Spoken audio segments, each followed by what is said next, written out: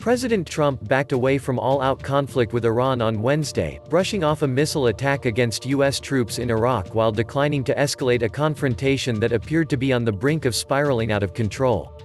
There were no American or Iraqi troops injured in the attacks on the Al-Asad and Erbil bases. Iran said it launched the strikes late Tuesday in retaliation for the airstrike that killed Iranian Major General Qassem Soleimani last week.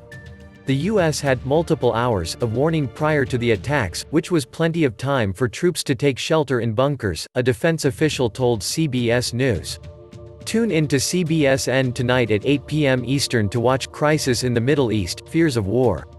Officials release more details about Iran missile attack. Defense Secretary Mark Esper and Joint Chiefs Chairman General Mark Milley told reporters Wednesday that 16 short-range ballistic missiles were launched from 3 locations in Iran during Tuesday night's attack. 11 of those missiles landed at Al-Asad, 1 landed at Erbil, and the other 4 failed, they said. When asked about the theory that the Iranians were trying not to kill Americans, so that they could claim they retaliated without sparking further conflict, Milley said it was his opinion that the missiles were intended to kill soldiers at the bases. Esper also denied reports that the U.S. was warned of the attack by Iraq, which itself was warned by Iran. He said that instead, the U.S. warned Iraq of the attack, after its intelligence systems detected preparations for Iran's launch. Iran letter to UN claims missile strikes were self-defense. Iran's UN ambassador sent a letter to the UN Secretary-General and the President of the Security Council calling the missile strikes a measured and proportionate act of self-defense.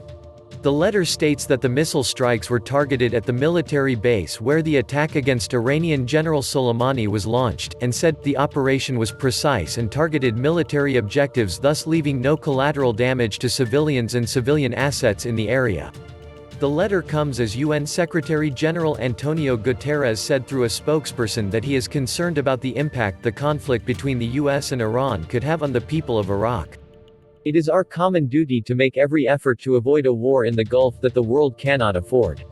We must not forget the terrible human suffering caused by war.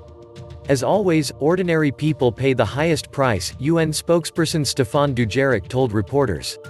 For the Secretary-General, it is important that everyone respect the sovereignty and unity of Iraq. What Iran's citizens are hearing from state TV.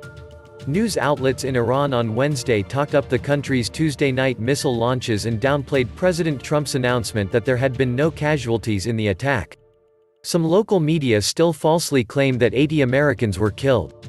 Hardliners are framing the U.S.'s decision to not retaliate for the strikes as backing down. But behind the talk, there's widespread relief in the country.